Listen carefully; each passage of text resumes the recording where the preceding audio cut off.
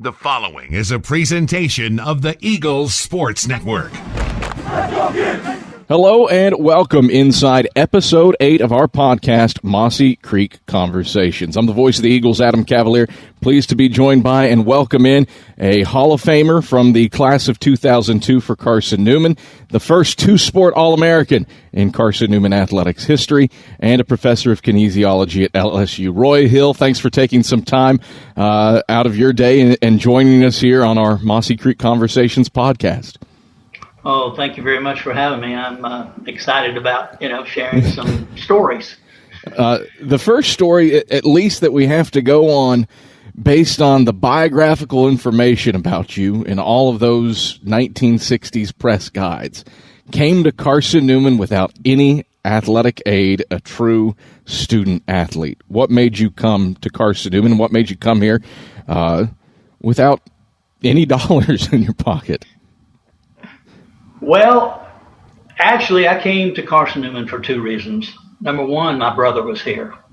My brother was 3 years older than me, and of course, everywhere he went, I followed, So he was here. I didn't know why. Other than that, I came because Coach Holt wanted me to come and play baseball. And so that's what I did. I came to play baseball, and back then, I can remember tuition for the semester was about $400. So, it was the right price. I wanted to play baseball, but I think the first semester I really just kind of looked at the buildings and tried to find out where I was. But, that's the reason I came. And then, of course, I did go out for basketball. That's so bizarre to hear that you go out for basketball, it sounds like on a whim. And here you are, one of the best free throw shooters to this day in school history, an All-American, played on a team that was the only team in school history ranked in the top 10 in consecutive weeks. What happened with that decision and that sparked such a prolific career? Well, yeah. I went out when you could still go out. Number one, playing two sports at a school now is almost impossible. Sometimes, people go to play two, but eventually they end up playing just one. But I was very fortunate to go out for the team, and I think it's an interesting story. Coach told us in the tryouts that he was going to keep 15 players.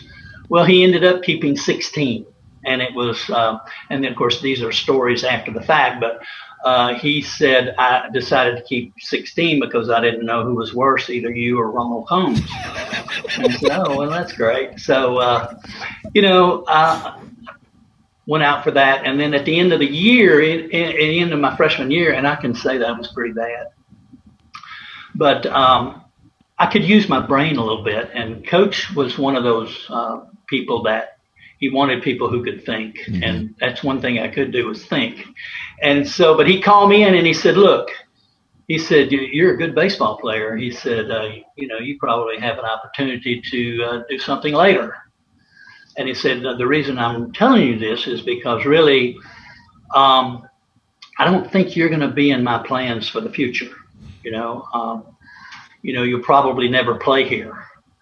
And so he said, but I will say that if you do come out next year, I'll probably keep you because, we need people like you who practice hard, who don't say anything. And that's what I did. I was always, my brother and my parents always, you do what you're supposed to do, keep your mouth shut and whatever. And so I did. I worked hard. And so he did say that. And so that lit a little fire under me. And I went home, and another guy that played there, Bob Black, played football. Mm-hmm. We went to high school together, and he lived just down the street. And I used to go down to his house, and we'd work out a little bit with weights and stuff. And then I would go to the gym and I would shoot the ball. I would shoot all day. And so that started it. And then I came back and then got a little bit better. And even Coach told me later, he said, you were so good. You were so much better as a sophomore. I didn't believe it. Okay. So, but anyway, and then it went on and I got lucky. One day in practice, what happened we had some great athletes. Danny Mac Pierce was one of the starting guards. God bless his soul now. He got mad in practice and he threw the ball down on the floor. And I was standing on the sideline, and Coach he usually says, give me Doug Moody, or give me, Gil Lucknow, give me whoever. And he just said, give me a player. And so I stepped on the floor. And so when I stepped on the floor, because he ran Danny Mac off,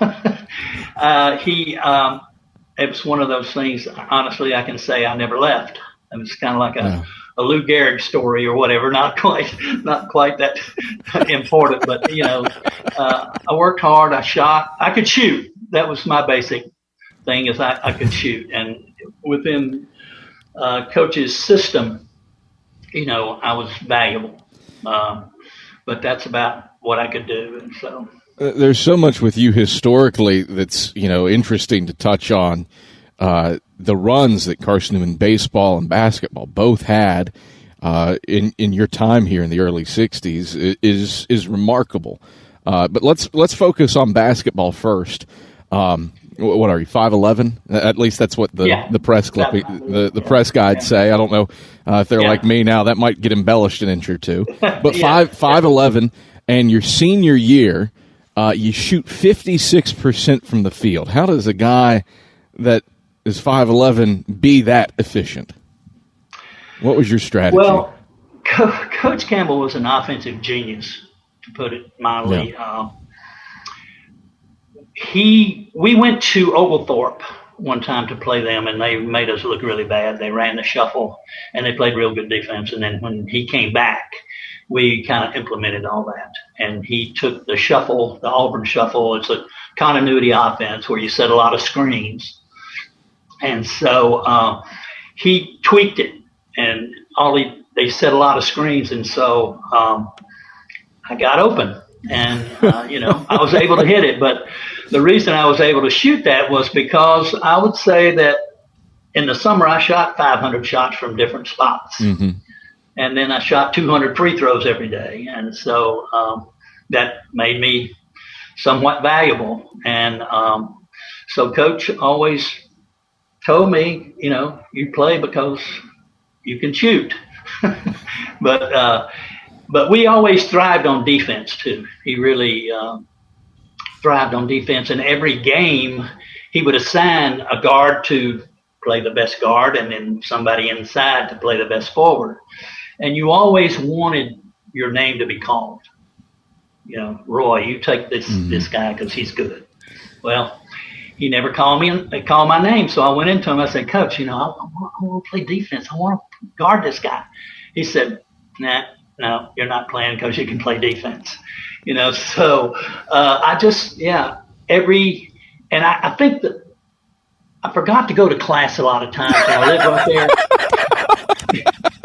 I lived right there at the barn. The barn's gone now, but you probably know some history on it. It was right there next to the field house. And so when I would go to class and come out, I'd go to the gym and shoot. And so that's basically what I did.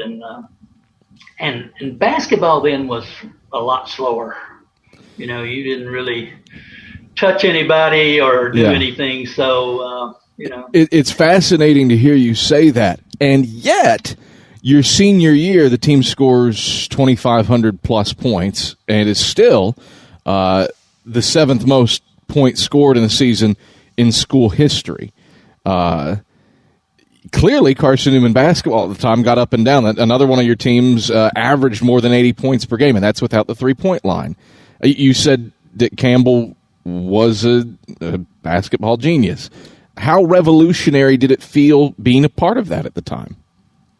Well, we wanted to run. We didn't really run, and we didn't really press, and we wanted to run. And so one night he said, look, no rules. I just want you to get the rebounds, and I want you to get out there as fast as you can. And of course, we had some pretty good players, and we loved it. Oh my God, we get to run! And so we played like somebody that we were going to beat, like Milligan or somebody like who at that time they weren't very good. Yeah. Sorry, They weren't very good. So we ended up beating them like 110 to like 75 or 80. Yeah. So he comes in the dressing room and he said, great, great. He said, but I would rather beat them 80 to 50 rather than, having running up and down the floor. Because, of course, when you run, you make a lot more mistakes. And that was another reason I could play, is because I took care of the ball. He loved taking care of the ball. And so that's why we never did run, but we always did score a lot of points because we were disciplined. We did take good shots. And so that's a little bit about. You would talk about Dick Campbell. You were coached by some of the royalty, not just within Carson-Newman, but I think NAIA in general, between Frosty Holt, a Hall of Famer in a number of Halls of Fame. Same goes for Bobby Wilson on the baseball diamond as well. What connects those three men as great coaches and guys that are still talked about today? Well, they were all very similar, of course. I feel very fortunate that I was able to play for all three of them. They kind of molded my life. Like I say, I didn't know what I wanted to do when I came to Carson-Newman, but when I left, I knew what I wanted to do. They were all disciplined. I don't have anybody I can compare Bobby to as far as looks or things like that. But of course, when I see Nick Saban on TV, and of course he was at LSU for a while, and so I went to a lot of the recruiting meetings and stuff like that because we would have people on campus. And I listened to him talk. I really thought I was listening to Coach Campbell. They were very similar in stature, very similar in looks, short people, knew what they wanted to do. And for Coach Holt, I always, a little bit different, but I always looked at Woody Hayes. And when I saw Woody Hayes, I saw Coach Holt, very fiery. They weren't men of many words, but they demanded a lot of respect. And of course, I think I was scared to death most of the time to even talk to them very much. But they were just, and they taught me a lot about just life in general. I still do some of the things today. I mean, sports always teaches you to be on time or whatever. And one thing he said, if you're early, you're on time. If you're on time, you're late. And so little things like that. But they were just so great to be around. And Coach Wilson, I was there just 1 year. A great guy, came in and really loved playing for him, but more of a relaxed personality, but a great guy. And I was real fortunate to play for all three of them. To what degree were they coaches, and to what degree were they educators? They were coaches, of course, when practice came. It was organized. You knew exactly what to do. Educators, they were always teaching us about how to act, when we would dress for a game, or how we dressed and how we acted and what we did after we played. Whether we won or lost, we acted like good sports, good winners, good losers.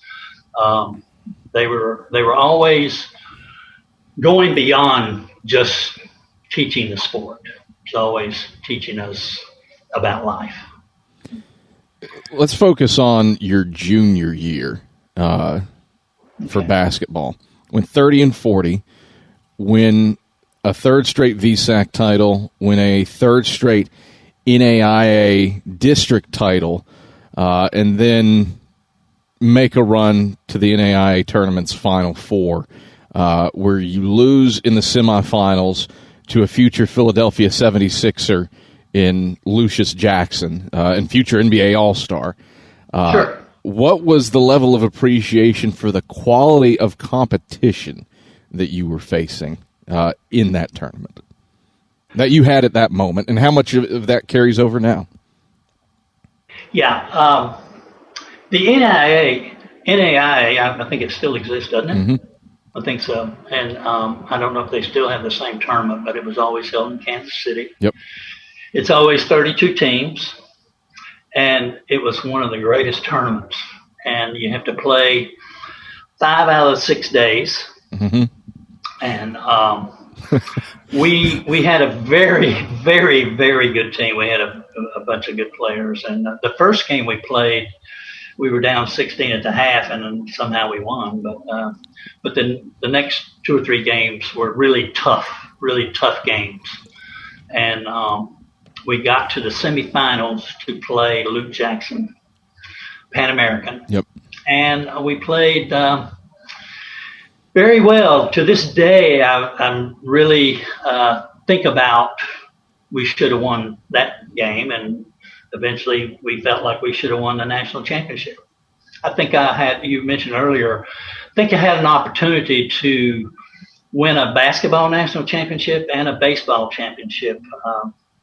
And what an honor, of course, that would have been. But we played Pan American down near the end, and we made a mistake.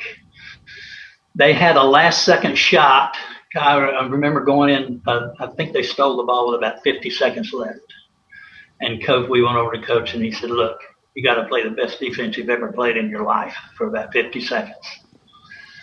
So we did. The ball got loose with about 2 or 3 seconds left. It rolled over in the corner, and literally guy picked it up and threw it at the basket, and it went in. And that's kind of how we got beat. And then we played, although we did come back and win 3rd place. We played Emporia State in Kansas, and they beat Rockhurst. And it was a heartbreaker. It was really a heartbreaker. But we really prided ourselves. Coach Campbell prided himself in, look, we got to get over it. Would you want to win this trophy, or would you want to win this trophy, or whatever? And so we came back and played really well, and that was a heartbreaker. And then even the next year was a bigger heartbreak. Yeah, lose to Transylvania in the district. We had played them earlier in the year in the Morristown tournament and had kind of handled them pretty good, and then we got beaten overtime at home. And we had aspirations of winning the national championship, but yeah, that was. What sort of life lessons did those moments teach you that you still apply to this day? Well, you just have to learn to take your disappointments, because there are going to be some. You can't be winners all the time. It's easy to be excited and to be, I guess, boisterous or whatever when you win, but when you lose, you have to give credit. You have to be tougher. You just have to be competitive. You always have to give your best shot. We prided ourselves on. I prided myself on.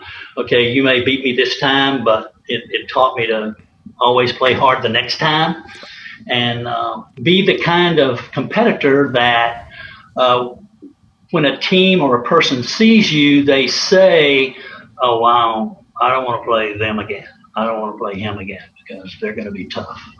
Whereas some people, when they get beat, they kind of lay down or whatever. But, those are some of the things that I think about. We mentioned Lucius Jackson and Pan American, but you look at the top 10 from your junior year when the Eagles were ranked for 3 straight weeks in the top 10. Evansville was number 1 for much of that time, led by Jerry Sloan. High Point was number 2. The groundwork being laid for Tubby Smith to be one of their all-time greats. And then number 3 was Winston-Salem State, led by Earl the Pearl Monroe. And then 4th, Right. Pan American and Lucius Jackson. Obviously, internet didn't exist then.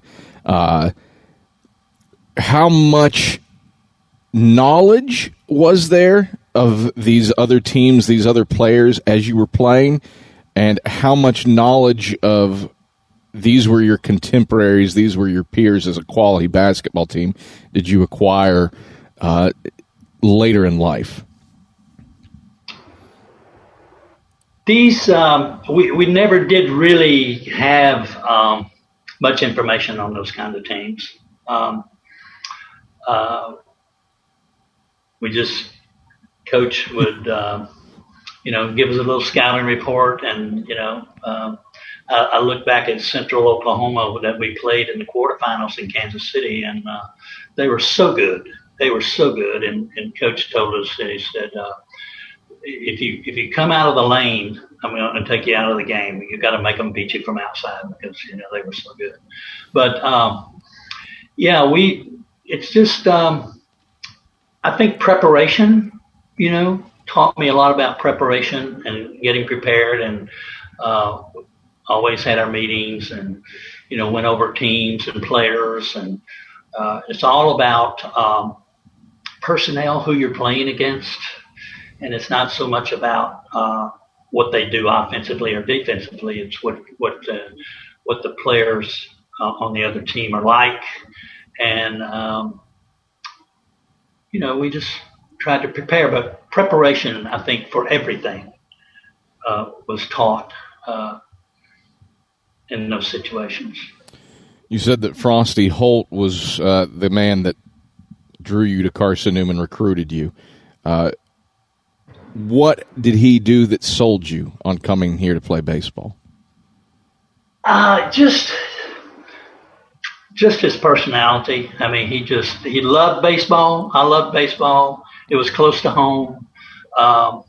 It was one of those things where I liked him, but when you come and actually be around him a lot, you learn to love him. He was a good man. He was a funny man. He was one story I want to tell about recruiting. Coach Campbell would always go in, and like he might be looking at a basketball player in Knoxville. He'd say, he'd go into Coach Holt and he'd say, "Coach, I'm going to Knoxville tonight, and I'm going to watch a basketball player. You want to go with me?" And he'd go, "Oh, no, I can't go. Mama's going to be, she'll be so upset and everything." And Coach Campbell would go, "I think he plays baseball." And Coach would go, "Well, what time we leave?" It was a baseball player involved. He would, he would want to go for sure. But he was great. Some stories about him. I'll never forget. We played Emory and Henry I think it was my sophomore year. We were okay. We weren't great, but my sophomore year, we played Emory and Henry. The last games of the year was a doubleheader. We went up there and we got shut out twice. And Coach Hope had phlebitis. He had trouble walking. He'd always sit in a chair, and he would always, if he had something to say, he would stand up, but he wouldn't come out too far. But when he did come out, he'd come out to the foul line, and that was it. He wouldn't go any further. It was almost like the Field of Dreams. He couldn't step over the foul line because it wouldn't be a good deal. But we got shut out twice, and the bench was real close to the cafeteria, okay? And he basically sat in the chair on the bench while we went into the cafeteria, ate our food, came back out. The bus was sitting there. He was still sitting on the bench. He came on the bus, and he said, "I don't know if I'm taking you to the VSAC tournament or not." He said, I don't know if I can do that or not. And, that's all he said. And then a couple of days later, we go to Belmont. We lose the first game. It's a 2 out of 3. We lose the first game. In the second game, we're behind like in the third inning, 4-5-0. And then we proceeded to get 10 extra base hits in a row, like doubles, triples, home runs, 10 in a row. I mean, it was incredible. And of course, he stands up, he walks to while they were making a pitching change. Call the fire department. They can't get us out. He was so funny. He was so funny. And he was so great. He was a simple man, but very competitive. Very competitive. Had the most complicated signals in baseball that you would ever want to have. His steal sign was just, he would take his finger and just go, he'd just flip it. And his bunt sign was, he would just take his hands and go like that. And then if he wanted you to hit and run, he would just touch his face.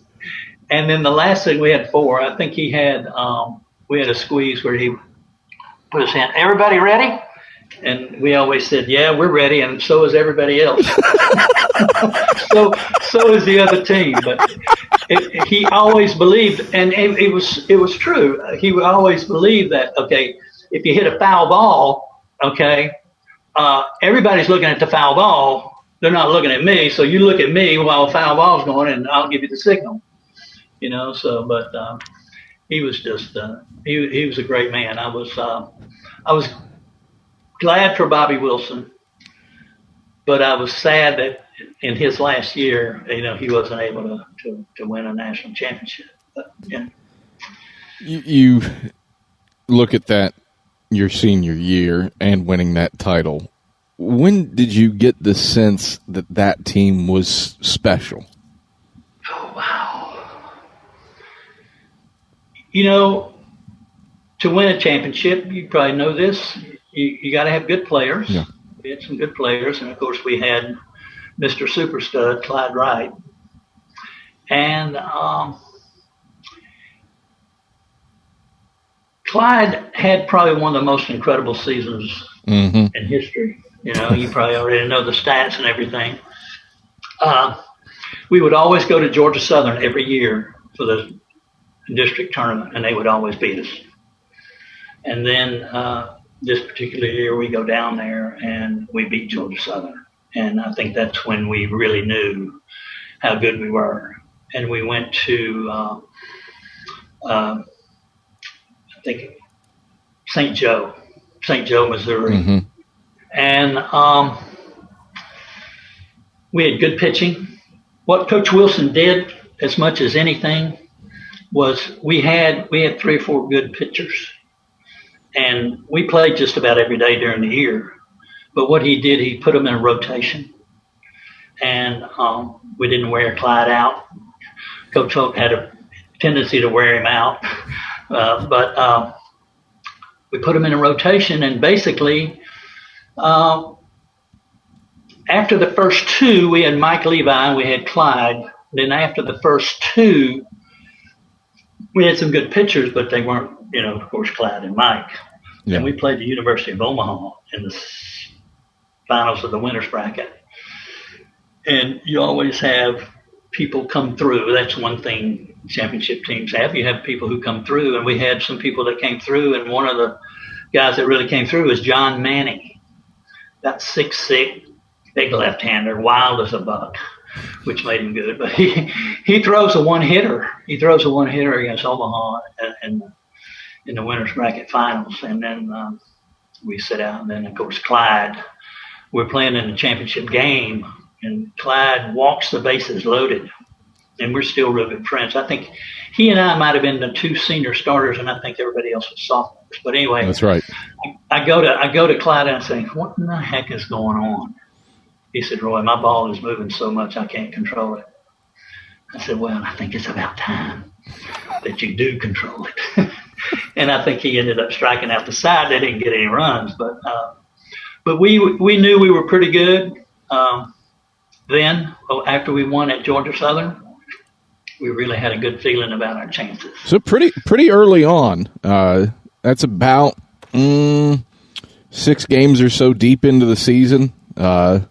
Looking at the 66 media guide, and then you bring up the St. Joseph's tournament. After that, you turned around and played the University of Tennessee and walloped them 12-3 and 8-2. What do you remember about taking on the Volunteers? Well, we loved beating those SEC teams. I think Florida came up here too one time. I'm not sure we might have played them at some point, but maybe not that year. But it was always fun to beat Tennessee. We always liked to go down there and beat them, and they came to our place quite a bit. But that was a lot of fun. Of course, I was from Knoxville, and so it was a good time. Let's provide some context on you brought up that you and Clyde Wright were the only senior starters. Butch Coulter was the only other senior on that team. How did that dynamic work, bringing along the likes of, granted, Clyde's little brother, W.A. Wright, Gene Lively, bringing on a very strong sophomore class, you two being the only two upperclassmen starters? Yeah. They were just such good kids, not only just good athletes, but good kids, and we all just seemed to get together. And of course, that's always a really important dynamic in a team, is the fact that they like each other and that they play well together. And but they didn't, they didn't brag, and they just played, and it worked out. Everybody did their part and ended up being a good thing. You look at that stretch run and the playoffs. You lead the entire tournament in hitting for the postseason run. Hit north of 450 for the tournament. What was it, do you remember, about your bat that started clicking late? I don't know, because it never happened before, but no. It was one of those things that maybe I bunted about 5 times. I don't know. Maybe I got 5 bunt hits. But, I do remember a couple of things. Okay, it's kind of interesting. I really never did pull the ball. I always hit the ball almost to the right of second base, and I remember one time I always looked at the field to see where everybody was, and I noticed the shortstop was almost behind second, and I thought, what's he doing over there? And then I figured out, well, you're not going to hit it over there.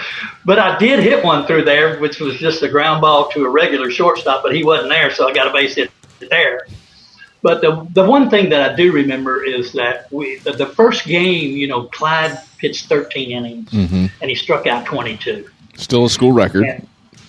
And so, and then, of course, the game was called because it being late, it might have rained or something. And so that whole night, they had put in a pitcher who was a little left-hander who was throwing curveballs, and he was getting us out for about 2 or 3 innings. I hadn't faced him yet, and so I was the leadoff man in the 14th, and I asked Coach Wilson, because he didn't like for the leadoff man to really, swing at the first pitch. And I said, Coach, I know what he's going to throw. Can I swing at it? Sure, go ahead. So I got a base hit, and then, of course, it led to a run, which we won. And the other thing that I remember is that one time I got up and I looked at the right fielder, and he might have been 5 feet from the right field line, But I hit a ball down the right field line, which got by him, and I ended up having a triple. But those are 2 of the hits I remember. The rest of them, I don't know what happened. But I do remember this. Not only, and we talked about championship teams, you have to be good, and you have to get a little bit lucky. Yes, absolutely. And so here it was, the bottom of the 8th. They put in a guy. I've never really seen somebody throw 90 miles an hour. And if you've never seen it, and I don't see how they hit it today, it looks like a little pea. And I get up, and I'm leading off, and this guy's throwing it, and it's like, ooh, what was that? And then he throws another one, and I go, ooh, I didn't see that one either. And so it works the count to 3-2, okay? And I'm thinking to myself, I'm stepping out, and I'm going, okay, no use trying to swing now because you haven't swung it the first time. So I thought to myself, okay, if he throws a strike and you take it, just act like it was outside or high and it was the umpire's fault, you know? So I had it all mapped out. Well, the guy threw it. I still didn't see it. I had to turn around to the umpire. What was that? It's the ball four. Oh, okay. So I go to first. Okay. I'm on first base and I got no clue why I'm there. Okay. I take a little lead off. Guy throws it over there. Well, we're taught stay on the base until the pitcher gets on the rubber. So I'm still standing on the base. Well, the pitcher gets it, and he's not on the mound, but as he starts to the mound, he turns to throw, thinking maybe I'm off the base, and he throws it into right field. Now I go to second. Holy mackerel, I'm standing on second. I haven't done anything. And it's funny. Now, Butch Coulter, the name you mentioned, he was coaching third. Okay? Coach Wilson wasn't out there. He put Butch on third, and I'm looking at Butch. I'm Butch, okay, let me know. Yeah, okay. Well, Lively, who was a really good hitter, really good player. I think he hit 400 or something like that. But anyway, 478, still the single season record. Yeah, I mean, I knew he was going to hit this guy. I mean, I think he could see it a little bit better than me. But he always pulled it most of the time. But this time, this guy's throwing so hard, I'm thinking, he's going to hit it through the hole. So I checked the left fielder. He's kind of shallow. It had been drizzling a little bit, but he's kind of shallow. So I lead. He hits a shot. I mean, a shot to left field. I mean, I'm headed to third, and Butch is standing, Butch. And he kind of freezes. So I just take off. I just go home. And I score, and of course. Ends up being the winning run, but when I get there, we're all high-fiving. Oh, you're the luckiest man. Yeah, you don't have to tell me. I said, well, what happened? He said, well, the guy picked it up. He had it before you even reached third. He said he's getting ready to throw, and it slips out of his hand. I mean, it's like, you got to be kidding me. I got on first. I got on second. The guy drops the ball, and we score the winning run. I mean, it's but I think we were the best team, but anyway, that's kind of what happened. But as far as me leading the tournament, I don't remember only those two hits. So I must have been and clearly the most impactful was the one that wasn't a hit. That was you. Right. Oh yeah, it was incredible. Yeah, it's funny how you got to get some breaks, got to get lucky, got to be good, and of course, Clyde struck out 15 that game, and I think, 37. I don't know if he still. I know at one point he had tied that record with Ray Washburn, but I don't know where he is for that. But we're still good friends. He still lives in California, and he is still a Jefferson City boy living in Los Angeles. How to put some context into his senior year. Because it really is just absurd. Hits 453, 13 doubles, 13 home runs, 3 triples, drives in 54 in 117 at-bats, and then pitches 6-0, .77 ERA, threw a no-hitter against Tusculum. Was that expected of him, or was this him blossoming into a future MLB player in his senior season?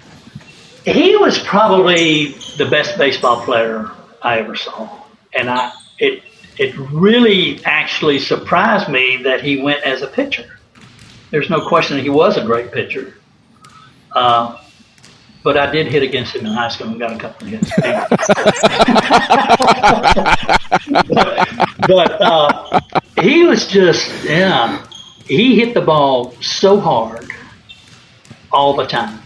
I mean, it's like we were playing Union one time. They were undefeated. We went down there to play them to go to Georgia Southern, I guess. And he hit a home run, and we got up 3-2 or 3-1, something like that. And then about the 8th inning, it came a downpour. I mean, it was just raining like crazy, and they were yelling at us from the other dugout. You're lucky it's raining and all that stuff. And of course, Clyde, he was great. He yelled back, "Yeah, you're the one lucky because I was getting ready to hit another home run." But he was just every time he got in to bat, you didn't think he would make an out. But if he did make an out, it was hard hit. It wasn't anything fluky about it. It was a screamer. Yeah, it was a screamer. Yeah, but he definitely was the man, and had a lot of confidence in him, and he produced. Let's face it, he had a good defense behind him too, though. Oh, that's right. That's right. I saved one no-hitter from him. I think a Tuscan game or something. He pitched. I knew this guy was going to hit it up the middle, and I got it. Whatever. I was talking with Alan Morgan. He's the one who facilitated this. One of your teammates, former AD here. And he said you had the quickest hands he'd ever seen outside of Bill Mazeroski. Now, Alan has been known to tell a tall tale or two. But defensively, what made you tick as an All-American second baseman? You know, I loved playing defense. It was just great. And I had a great high school coach, and he taught me so much because he was a second baseman also. But, you know, I loved it. I tried to mostly, it's all about positioning, you know, knowing hitters. Like, went through the lineup, and the next guy came up the second time. I knew what he did before, which kind of helped me a little bit, get in the right position. But he taught me a little bit about how to turn the double play, and I did have one Scott. We turned, I think, 5 double plays one game. Can't remember where it was.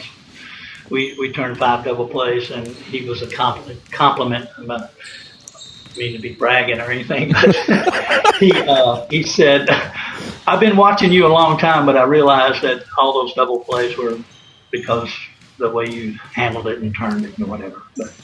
But that was nice of Alan to say that. But all I say about that is you just haven't seen enough good players. If you think I'm as good as Bill Mazeroski, you haven't seen enough good players.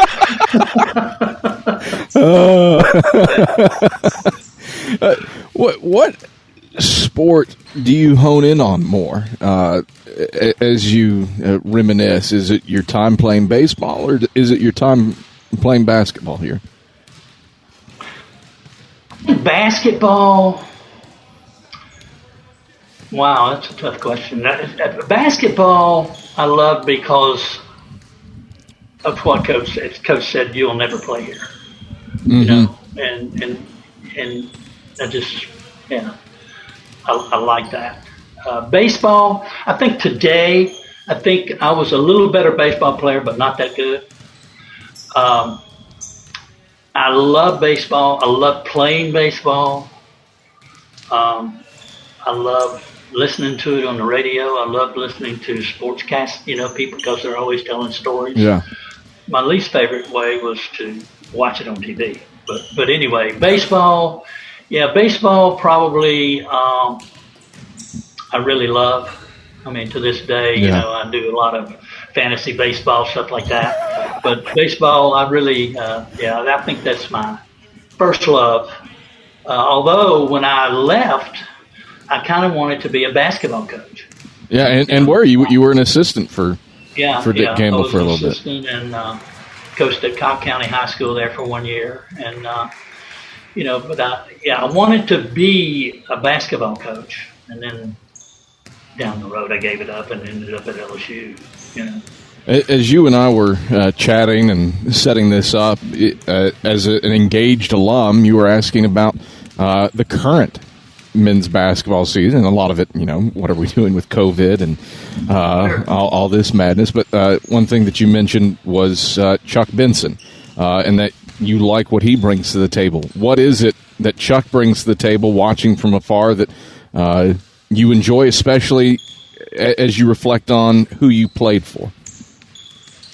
Yeah, I saw a couple of his practices, and I just love the way he coaches. I love what they're doing. I love the how fast it is now. How you can really play. We were so restricted in some ways. We were really restricted. As a matter of fact, one story about how restricted we were. We played Western Carolina one night, and they beat us. And the coach, Gudger, I think it was his name. Coach Campbell asked him. He said, "Well, what'd you do?" He said, "Well, we got up in your face because we knew you weren't going to go around us." And that's basically what Coach said. He'd say, "Look, you can go to the basket, but if you go, you better make it." So we were all jump shooters and set shooters unless you kicked it inside, on the shuffle or something like that. And that's kind of like in baseball. Coach would say, "Okay, you can steal anytime you want to, but when you do, you better make it." Like if I give you the signal and you get thrown out, then it's okay. But if you go, so that's the same way. And so I just love the way he coaches. I love their drills. I love, I really, really enjoyed watching him.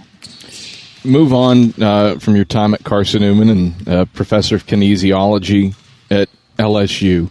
How did your experiences at CN set you up for success professionally for a lengthy teaching career? Sure. It's like I said before, it's just the whole discipline, and being organized. And one rule I had, I got to tell you a story about Odell Beckham. And he's a good kid. Now, he's a really good kid. All the kids I had, I was in sport management, one part of kinesiology, sport management. And I had a lot of athletes, a lot of baseball players like Bregman. I had Bregman, and I had Odell Beckham, and I had the Honey Badger, and I had a bunch of people, and they were all always in class, and always very respectful, no problems, good students. I had a rule that at class time I closed the door. You can't get in. Okay? It was kind of like basketball. You got to be there. I got to pause for a second because as I was prepping for this, I came across ratemyprofessor.com, and the top-rated comment about you was pros want you to succeed, cons don't be late, the door is shut. So whatever LSU so student. You knew about that. I knew about that. You've been doing the background check on me. I don't know or anything. Anyway, please continue. But so I have a 7:30 class, and these people are going, "Coach, it's early. It's early." I said, "Nobody made you sign up for it, okay?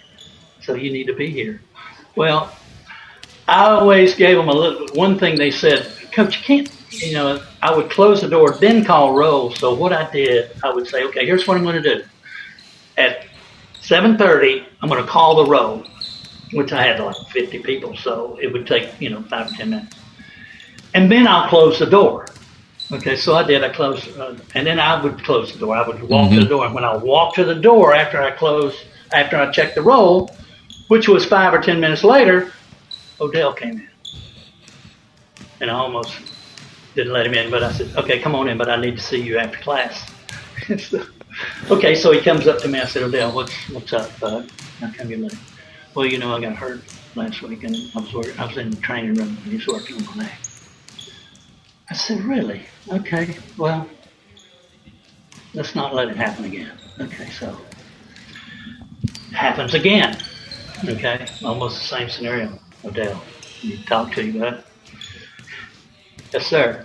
"So, what's up?" "Well, the trainer, I said, "I tell you what, why don't I talk to the trainer, and then I'll call Coach Miles, and we'll kind of get this straightened out." And he was like, "It's okay, Coach, I won't be late anymore." So he's using that trainer as an excuse, and he wasn't ever late again. But, a good kid, I guess, that's all I got to say. But, Roy, greatly appreciate you taking some time to reminisce and chat about things. Is there anything else that you'd like to touch on that I haven't asked? Oh wow, I've really enjoyed it. I hope it's been fun for you. Oh, absolutely. Carson-Newman to this day means so much to me. I wish I could do more than I do, but it made me. It made who I am and how I think, and I think it's all been positive, I hope. And just like I said, the preparation, I love it. I love it, and I appreciate you having me. How much did it mean to you, with that in mind, when you got that call that you were being inducted into the Hall of Fame in 2002?